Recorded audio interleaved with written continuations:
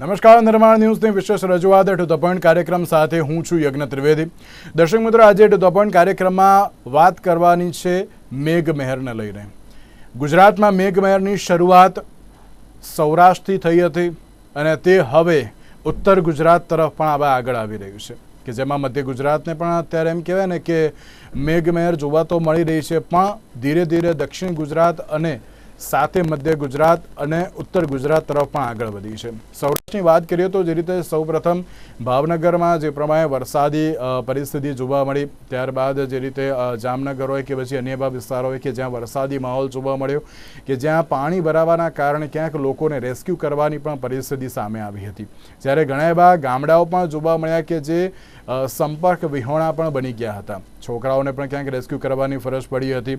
ત્યારે સૌરાષ્ટ્ર અને કચ્છમાં જે પ્રમાણે વરસાદી માહોલ જોવા મળ્યો, ત્યારબાદ વાત કરીએ મધ્ય ગુજરાતની તો છોટાઉદેપુર સહિત વડોદરામાં પણ વરસાદી માહોલ જોવા મળ્યો. વરસાદને લઈને જે રીતે કહી શકાય કે રોડ અને રસ્તા પણ ધોવાયા હોય તેવી પરિસ્થિતિ પણ સામે આવી.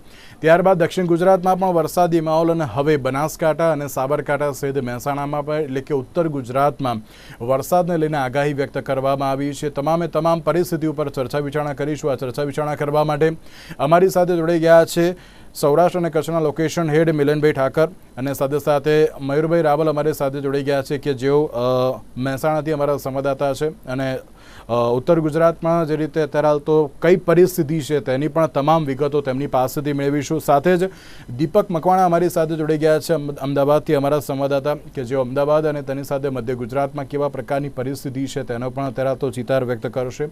આપ ત્રણનું સૌથી પહેલાં તો સ્વાગત છે. જી મિલનભાઈ, શરૂઆત મારે આપનાથી કરવી છે. મિલનભાઈ, જ્યારે પણ વરસાદની વાત થતી હોય ત્યારે આ મેઘમહેરની શરૂઆત સૌરાષ્ટ્રથી જોવા મળતી હોય છે, ને ત્યારે આ વખતે પણ સૌરાષ્ટ્રમાં વરસાદી માહોલ જોવા મળી રહ્યો હતો અને તેમાં પણ ભાવનગર હોય કે જામનગર હોય, ઘણી એવી પણ જગ્યાઓ હતી કે જ્યાં વરસાદને કારણે ક્યાંક ગામડાઓ પણ સંપર્ક વિહોણા બન્યા હોય તે પરિસ્થિતિ પણ સામે આવી હતી. યજ્ઞ જણાવી દઉં કે સૌરાષ્ટ્રની અંદર આ વખતે જે કહી શકાય કે પ્રારંભે જે પ્રચંડ પ્રકારનું જે વરસાદી માહોલ છે એ જોવા મળ્યો હતો. ખાસ કરીને જો વાત કરીએ તો સૌરાષ્ટ્રની અંદર સામાન્ય સંજોગોની અંદર જે વરસાદ થતો હોય છે ત્યારે આ વરસાદ પડે છે પ્રથમ રાઉન્ડ, દ્વિતીય રાઉન્ડ અને કદાચ ત્રીજા રાઉન્ડની અંદર ભાવનગરનો જે સૌરાષ્ટ્રનો સૌથી મોટો ડેમ કહેવાય છે શેત્રુંજય ડેમ એ ભરાતો હોય છે. પરંતુ પ્રથમ ઝાટકે જ્યારે વરસાદના કારણે શેત્રુંજય ડેમ ભરાઈ જાય, જે સૌરાષ્ટ્રનો મોટામાં મોટા જળાશયો પૈકીનો એક જળાશય છે, તો સમજી શકાય છે કે કેટલો મોટી માત્રાની અંદર વરસાદ છે એ સૌરાષ્ટ્રની અંદર ત્રાટક્યો હશે. આજે જે પ્રથમ વરસાદ પડ્યો ગુજરાતમાં, વરસાદની માત્ર આમ જુઓ તો સૌરાષ્ટ્રની અંદર મેઘરાજાએ એક જ ઇનિંગ રમ્યા છે, પરંતુ સૌરાષ્ટ્રમાં જાણે હાહાકારની પરિસ્થિતિ સર્જાઈ ગઈ હોય. અનેક જગ્યાએ પાણી ભરાઈ ગયા, અનેક સ્થળો પર પુલ તૂટી પડવા, અનેક સ્થળો પર રોડ બેસી જવા, ઝાડ પડવાની, વીજળીના કારણે મૃત્યુ થવાની આ પ્રકારની ઘટનાઓ છે એ સૌરાષ્ટ્રની અંદર જ બની છે. મતલબ ક્યાંક ને ક્યાંક જોવા જઈએ તો પ્રથમ વરસાદ જે સૌરાષ્ટ્રની અંદર જે આક્રમક રીતે મેઘરાજાએ બેટિંગ કરી છે, ભાવનગર હોય કે બોટાદ હોય કે પછી અમરેલી જિલ્લો હોય, જે કહી શકાય કે ચારે તરફ જે પાણી જેવી પરિસ્થિતિ સર્જાણી હતી ને. હજુ પણ આપણે જણાવી દઉં કે હવામાન વિભાગે જે આગાહી કરી છે આ આગાહી ચોક્કસ ચિંતાજનક ગણાવી શકાય, કારણ કે આવતું અઠવાડિયું સમગ્ર એક જે વીક છે, એક વીક સુધી સૌરાષ્ટ્રના અને ખાસ કરીને ગુજરાતના અને દક્ષિણ ગુજરાતમાં પ્રચંડ જે મેઘરાજાની સવારી આવી શકે છે. એકી સાથે બે સિસ્ટમો છે એ અત્યારે સૌરાષ્ટ્ર અને ગુજરાત ઉપર જે કાર્યરત છે, ત્યારે હવામાન વિભાગે જે આગાહી કરી છે તે પ્રમાણે ભારેથી અતિ ભારે વરસાદ પડી શકે છે. આટલો મોટી માત્રાની અંદર જો વરસાદ પડે તો ચોક્કસ ક્યાંક ને ક્યાંક લોકોની પરેશાની પણ વધી શકે છે. ખાસ કરીને ઉત્તર પૂર્વ રાજસ્થાન ઉપર અત્યારે જે સાયક્લોનિક સર્ક્યુલેશન સર્જાયું છે, તેવી જ રીતના દક્ષિણ ગુજરાતથી બંગાળ સુધી જે સિસ્ટમ સક્રિય થઈ ચૂકી છે, જેમના કારણે અત્યારે ગુજરાતમાં બંને તરફથી જે વરસાદ થાય અને ધોધમાર વરસાદ થાય આ પ્રકારની પરિસ્થિતિ છે. હવામાન વિભાગ દ્વારા માછીમારોને 5 દિવસ સુધી દરિયો ન ખેડવાની સૂચના આપી છે. દરિયો તોફાની બની શકે છે, 40 થી 50 કિલોમીટરની ઝડપે પવન પણ ફૂંકાઈ શકે છે. મતલબ કે હજુ આગામી એક વીક સુધી ભારે વરસાદ અને એ પણ તોફાની વરસાદ પડી શકે તેવી પૂરી સંભાવના છે. બિલકુલ, એક બાજુ જે રીતે સૌરાષ્ટ્ર અને કચ્છમાં તો જે રીતે શરૂઆત જે એમ કહેવાય કે ના પ્રચંડ જોવા મળી રહી છે, અને જે પ્રમાણે મિલનભાઈએ કહ્યું કે અત્યારે જ્યારે શેત્રુંજી ડેમની વાત કરતા ત્યારે શેત્રુંજી ડેમ જ જો પહેલા વરસાદે તરાવતો જે 100% ભરાઈ જતો હોય ત્યારે ચોક્કસથી કહી શકાય કે કેવા પ્રકારનો તરાલ વરસાદી માહોલ જોવા મળ્યો હોય. દીપક, સાથે જ જ્યારે અત્યારની જો પરિસ્થિતિની વાત કરીએ તો અમદાવાદમાં છેલ્લા 2 અઠવાડિયાથી વરસાદી માહોલ જોવા મળી રહ્યો છે. પૂર્વ હોય કે પશ્ચિમ વિસ્તારમાં જે રીતે વરસાદી માહોલના કારણે ઘણી જગ્યાએ પાણી ભરાવાના દ્રશ્યો પણ સામે આવે છે, અને આગામી સમયમાં હજુ પણ મધ્ય ગુજરાતમાં ભારેથી અતિભારે વરસાદની આગાહી પણ વ્યક્ત કરવામાં આવી રહી છે. ત્યારે અમદાવાદની પરિસ્થિતિને લઈને સૌથી પહેલા આપની પ્રતિક્રિયા. ચોક્કસથી જે રીતે જોવા મળ્યું છે કે અમદાવાદ શહેરની અંદર જે ભારે ઉકળાટનો સામનો છે કે તે અમદાવાદવાસીઓ કરી રહ્યા હતા, ત્યારે વરસાદની સિઝનની શરૂઆત અને જે રીતે હવામાન નિષ્ણાતોએ પણ પોતાની આગાહી છે તે આપી હતી, તે મુજબ વરસાદ છે તે જોવા મળ્યો હતો. એકી સાથે જે વરસાદની ધમાકેદાર એન્ટ્રી છે એટલે કે રાત્રિના સમયે ખાસ જોવા મળી હતી, અને તેને લઈને ઠેક ઠેકાણે પાણી ભરાવાની સમસ્યાઓ છે તે પણ જોવા મળી હતી. અમદાવાદ શહેરની અંદર જે વરસાદ વરસ્યો તેની અંદર 2 લોકોના મોતના સમાચાર છે તે પણ જોવા મળ્યા હતા. એક તો કોટ વિસ્તારની અંદર જોવા મળ્યો હતો કે જ્યારે ઇલેક્ટ્રિસિટીના થાંભલા જે પોલ છે સ્ટ્રીટ લાઇટના તેની પાસેથી પસાર થતો યુવક હતો કે તેનું કરંટ લાગવાથી મોત નીપજ્યું હતું, જ્યારે બીજી તરફ નિકોલ વિસ્તારની અંદર પોતાના ઘરની અંદર જ સ્લીપ થઈ જતા જે માથામાં વાગવાના કારણે તે પાણીમાં પડ્યા હતા, અને પાણીમાં ડૂબી જવાના કારણે આ જે આધેડ છે કે તેઓનું મોત નીપજવા પામ્યું હતું. અન્ય જગ્યાની પણ જો વાત કરવામાં આવે તો જે પાણી ભરાવાની જે સમસ્યાઓ છે તે પણ જોવા મળી હતી, અને તેને લઈને ભારે હાલાકી છે તે પણ જોવા મળી હતી. વરસાદની જે રાહ જોઈ રહેલા ખેડૂતો હતા તેઓની અંદર પણ ખુશીનો માહોલ છે તે જોવા મળ્યો હતો.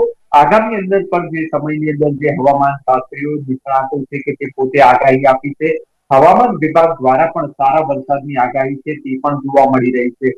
સમગ્ર વરસાદને લઈને જો વાત કરવામાં આવે તો ગાંધીનગર સ્ટેટ જે કંટ્રોલ રૂમ છે કે તેની અંદર આ વરસાદી આંકડા તેમજ વરસાદને લઈને તમામ જે નિગરાની છે, નજર છે કે તે સીધા જ અમદાવાદ તેમજ અન્ય શહેરો છે કે તે તમામ કલેક્ટરો સાથે સંબંધિત આ કંટ્રોલ રૂમ છે તે જોવા મળ્યો છે, અને તે મંત્રીગણ છે તે પણ સાથે ઉપસ્થિત રહી અને આ તમામ જે પરિસ્થિતિ છે કે તેનો તાગ છે તે મેળવતા હોય છે.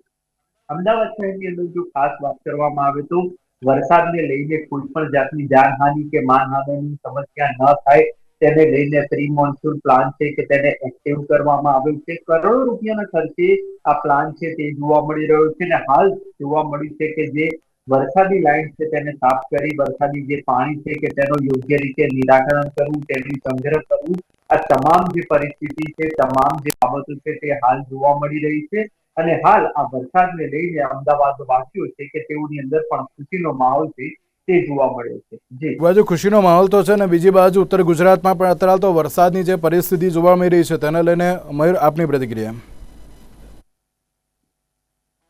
જી, જે પ્રમાણે કમોસમી વરસાદની જે સતત જે વરસાદ હતો તે દરમિયાન અચાનક જ એવું માનવામાં આવે છે કે ચોમાસું શરૂ થઈ ગયું છે, અને તેમાં પણ ઉત્તર ગુજરાતમાં હંમેશા વરસાદ જે સાઉથ અને મધ્ય ગુજરાત કાઠિયાવાડ કરતા થોડો મોડો આવતો હોય છે, પરંતુ આ વર્ષે વરસાદી માહોલ જે છે એ વહેલો સર્જાયો છે, ને આજે પણ વહેલી સવારથી આખો દિવસ જે છે વરસાદી માહોલ રહ્યો છે, વાદળછાયું વાતાવરણ રહ્યું છે, ગમે ત્યારે વરસાદ મોટી માત્રામાં તૂટી પડશે એ પ્રકારનો વાતાવરણ છે, અને છૂટાછવાયા વરસાદી ઝાપટા પણ પડ્યા છે, પરંતુ જેવો જોઈએ એવો મુશળધાર વરસાદ જે છે એ આજે નથી પડ્યો, પરંતુ માહોલ ચોક્કસ છે, અને જો વરસાદી માહોલ જે પ્રમાણે છે ને વરસાદ પડશે તો ઉત્તર ગુજરાતના ખેડૂતોને સવિશેષ ફાયદો થઈ શકે છે. મયુર, આગામી દિવસોમાં પણ વરસાદની જે શક્યતાઓ વ્યક્ત કરવામાં આવી રહી છે ઉત્તર ગુજરાતમાં, અને તેમાં પણ સાબરકાંઠા અને બનાસકાંઠામાં ભારેથી અતિભારે વરસાદની પણ જે આગાહી વ્યક્ત કરવામાં આવી રહી છે, તંત્ર કેટલું એલર્ટ મોડમાં જોવા મળી રહ્યું છે?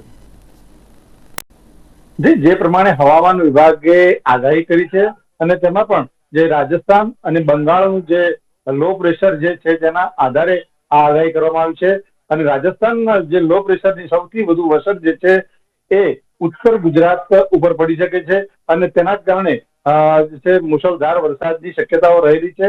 અને જો વાત કરવામાં આવે સ્થાનિક તંત્રની તો ઉત્તર ગુજરાતમાં પણ જે અન્ય મહાનગરોની જેમ જે છે એ ક્યાંક ને ક્યાંક પ્રી મોન્સૂન પ્લાન જે છે ફક્ત કાગળ પર જ હોય છે અને હંમેશા નીચાણવાળા વિસ્તારો પાણીમાં ગરકાવ થાય છે અને લોકોને જે છે હાલાકીનો સામનો કરવો પડી રહે છે.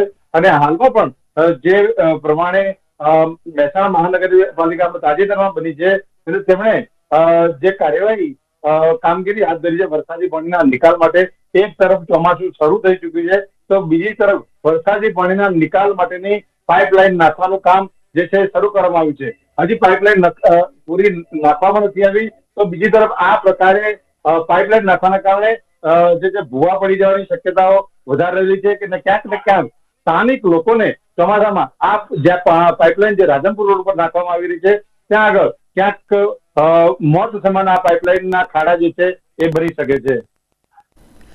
અમદાવાદની વાત કરીએ દીપક, તો અમદાવાદમાં દર વખતે પ્રી મોન્સૂનને લઈને ઘણી મોટી જાહેરાતો કરવામાં આવે છે કે ના યોગ્ય રીતે કામગીરી કરવામાં આવી રહી છે, પણ એક વાત તો આપણે દરેક લોકો એક્સેપ્ટ કરીએ ભેગા મળીને કે જ્યારે વધુ પડતો વરસાદ હોય તો ક્યાંક પાણી જવાની એટલે કે પાણી જે ઓસરવાની પરિસ્થિતિ ક્યાંક જલ્દીથી નથી જોવા મળતી. કલાક 2 કલાક જેટલો જો 3 થી 4 ઇંચ જેટલો વરસાદ વરસતો હોય તો પાણી ક્યાં જાય પણ એક સવાલ થતો હોય છે. પણ અમદાવાદમાં ઘણા એવા વિસ્તારો પણ છે કે જ્યાં 7 થી 8 કલાક સુધી હજુ પણ પાણી ભરાવાની જે સમસ્યા જોવા મળતી હોય છે અને સ્થાનિકો પણ તેને લઈને આક્ષેપ કરતા હોય છે કે હજુ પણ અમારે કેટલું આ વરસાદી પાણીમાં રહેવું પડશે.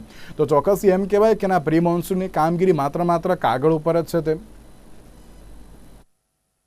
એટલે ચોક્કસથી જોવા મળ્યું છે કે અમદાવાદ શહેરના એવા વિસ્તારો છે કે જ્યાં 3, 4, 5 કલાક નહીં પરંતુ 24 કલાક સુધી વરસાદ રોકાયા બાદ પણ પાણી જોવા મળે છે. વિસ્તારોની જો વાત કરવામાં આવે તો જે સૈદપુર, નરોડા, નિકોલ, પૂર્વ સમગ્ર વિસ્તાર જો કહેવામાં આવે તો આ એવા વિસ્તારો છે કે જ્યાં 24 કલાક થઈ જવા છતાં પણ પાણી છે તે ઓસરાતા નથી.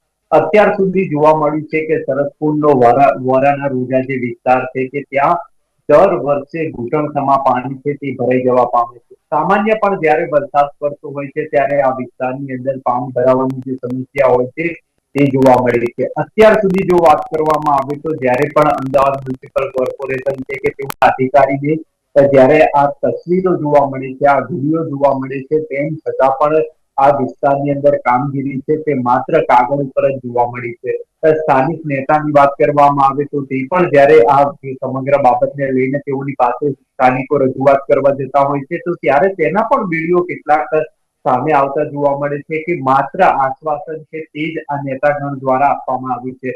અત્યાર સુધી જોવા મળ્યું છે કે જ્યારે પણ વરસાદ વરસતો હોય છે ત્યારે આ વિસ્તારની અંદર ઘૂંટણસમાં પાણી છે તે ભરાઈ જવા પામે છે.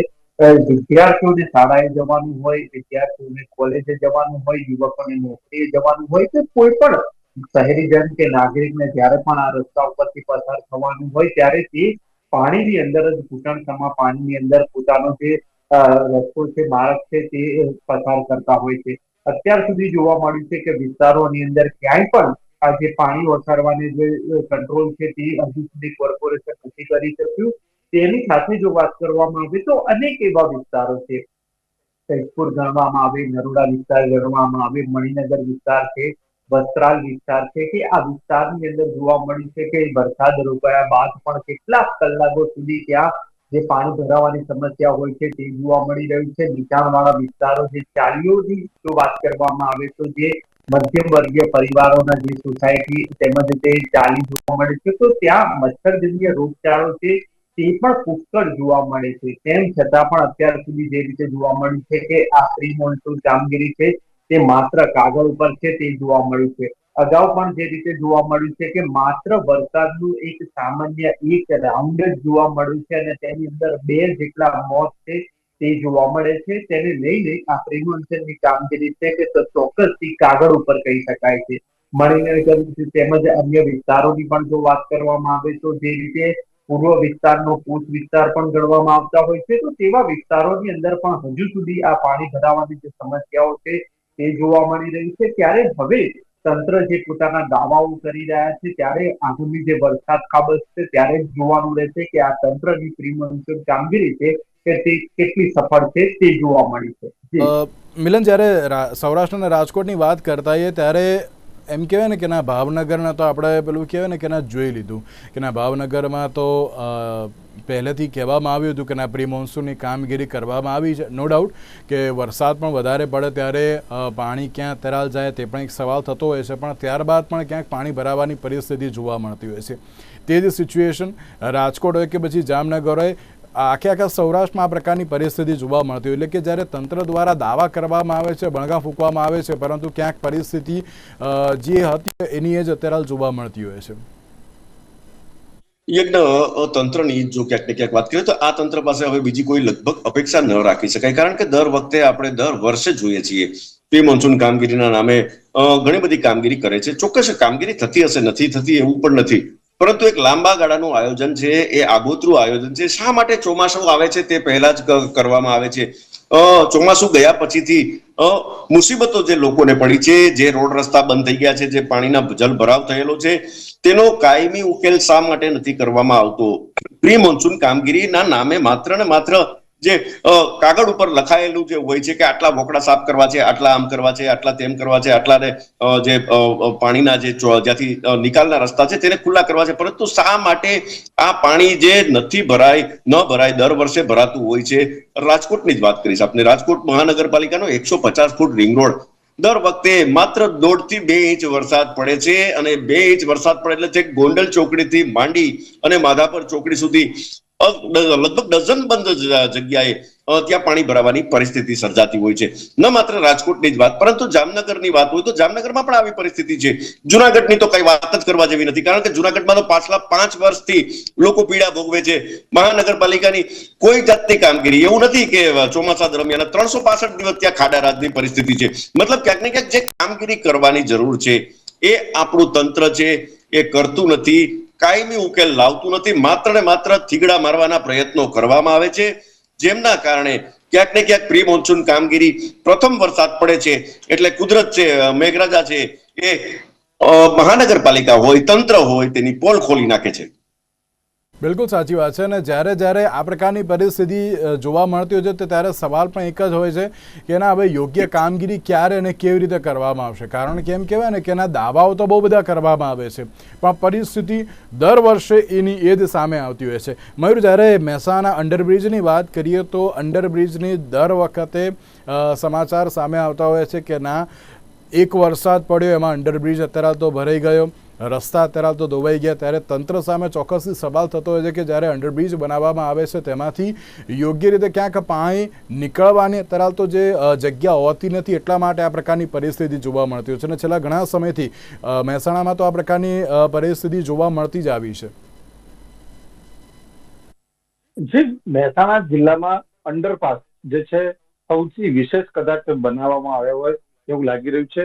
જ્યાં આગળ ઓવરબ્રિજ બની શકે હોવા છતાં અંડરપાસ બનાવવામાં આવ્યા છે, અને તેના જ કારણે જે ચોમાસામાં જે વરસાદ પડે 1-2 ઇંચ વરસાદ પડે તેમાં તો જળબંબાકાર જેવી સ્થિતિ જે છે એ અંડરપાસમાં થઈ જાય. એ પછી મહેસાણા શહેરના અંડરપાસ હોય, કડી શહેરના અંડરપાસ હોય કે ઊંઝાના અંડરપાસ, એ પાણીમાં ગરકાવ થઈ જાય છે. અને સૌથી મહત્વની વાત એ છે આ તમામ શહેરોમાં જે અંડરપાસ જે છે એ મહત્વના મુખ્ય રસ્તા ઉપર બનેલા છે, અને તેના કારણે જે વાહન ચાલકો જે છે તેમને પણ હાલાકીનો સામનો કરવો પડે છે. અને ક્યારેક ઘણા વાહન ચાલકો હું નીકળી જઈશ એ હિસાબે જયારે અંડરપાસમાં ઘૂસે અને પાણી ખૂબ જ ભરાયેલા હોય અને વાહન પાણી વચ્ચે જે ફસાઈ જાય ત્યારે અનહોની બનવાની જે શક્યતાઓ રહેલી છે. તાજેતરમાં કડીમાં જયારે વરસાદ પડ્યો આજથી 15 દિવસ અગાઉ, અને અંડરપાસમાં એક સ્કોર્પિયો કાર ચાલક જે ઘૂસ્યો અને તેના કારણે તે મોતને ભેટ્યો. આ પ્રકારની ઘટનાઓ જે છે અંડરપાસમાં બનતી રહે છે. અને જો વાત પ્રી મોન્સૂન પ્લાનિંગની કરવામાં આવે તો પ્રી મોન્સૂન પ્લાનિંગ ફક્ત ચોમાસા આવવાના પહેલા જ કેમ કરવામાં આવે છે? કારણ કે ફક્ત કાગળ ઉપરની કામગીરી હોય છે, પરંતુ જો વર્ષ દરમિયાન તંત્ર દ્વારા જે બાંધકામની પરમિશનો છે, આડેધડ જે બાંધકામો થાય છે, અને જે કુદરતી વરસાદી પાણીના નિકાલ માટેના જે સ્ત્રોત જેમ કે મોટા નાળાઓ છે જ્યાંથી વરસાદી પાણી ખૂબ જ મોટા પ્રમાણમાં પસાર થતું હોય છે, તે પ્રકારે એવી નાની નદીઓ કે જે પૂરીને બાંધકામ થાય છે, તેના જ કારણે આ જે વરસાદી પાણી જે છે નવીન ડેવલપમેન્ટ વિસ્તારમાં ઢીકણા સમાથી લઈ છાતી સમાના પાણી ભરાતા હોય છે. અને મહેસાણા શહેરમાં ગયા વર્ષે આ જ પ્રકારની સ્થિતિ મોઢેરા રોડ હાઈવે ઉપર, રાધનપુર હાઈવે ઉપર જોવા મળી અને સ્થાનિકોએ લાંબા સમય સુધી પાણી ભરાવાની સમસ્યાનો સામનો કર્યો છે. બિલકુલ બિલકુલ સાચી વાત છે. ને જ્યારે આ પ્રકારની પરિસ્થિતિ અત્યારે હાલ તો અમદાવાદમાં પણ જોવા મળતી હોય છે. દીપક, જ્યારે અમદાવાદની વાત કરીએ તો અમદાવાદમાં સૌથી પહેલો અખબારનગર અંડરપાસ અત્યારે હાલ તો જે બંધ કરવામાં આવતો હોય છે તે પરિસ્થિતિ પણ સામે આવતી હોય છે. તો બીજી બાજુ પરિમલ અંડરપાસમાં અત્યારે હાલ તો એ જોવા મળતો હોય. એટલે કે જ્યારે પાણી ભરાતું હોય છે તો ત્યારે જવા માટેની અત્યારે હાલ તો જગ્યા જોવા મળતી નથી. દીપક, આપને યાદ હશે કે ગઈ વખતે વૈષ્ણોદેવી પાસેનો જે અંડરપાસ બનાવવામાં આવ્યો હતો કે જ્યાં પાણી નીકળતું હતું પરંતુ ફરી એકવાર અંડરપાસમાં આવતું હતું ને તે જ પરિસ્થિતિ સામે આવી હતી. તો શું કહેશો આ તંત્રની કામગીરીને લઈને? પણ ચોક્કસથી આ તંત્રની કામગીરી છે કે તેની ઉપર અનેક સવાલો છે તે રહેલા છે. સામાન્ય પણ જ્યારે વરસાદ વરસતો હોય છે ત્યારે નીચાણવાળા વિસ્તારોની અંદર તો પાણી ભરાવાની સમસ્યા છે તે જોવા મળતી હોય છે, પરંતુ તે રીતે કરોડોના ખર્ચે બનેલા અંડરપાસ છે કે જેની અંદર પાણીના નિકાલ કરવા માટેની એક ખાસ વ્યવસ્થાઓ હોય છે તે પણ જોવા મળતી હોય છે. પરંતુ આ તમામ વ્યવસ્થાઓ છે કે એક જ વરસાદની અંદર ફેલ થઈ જતી હોય તેવા દ્રશ્યો છે તે જોવા મળે છે. સામાન્ય પણ જ્યારે વરસાદ વરસતો હોય છે ત્યારે જે રીતે જોવા મળ્યું છે કે અમદાવાદ શહેરમાં બનાવવામાં આવેલા મોટા ભાગના જે અંડરપાસો હોય છે કે તે ભરાઈ જવાની સમસ્યાઓ હોય છે કે તે જોવા મળતી હોય છે અને તેની સાથે ક્યાંક વાહન ચાલકોના જીવ જોખમમાં મુકાતા દ્રશ્યો હોય છે તે પણ જોવા મળતા હોય છે.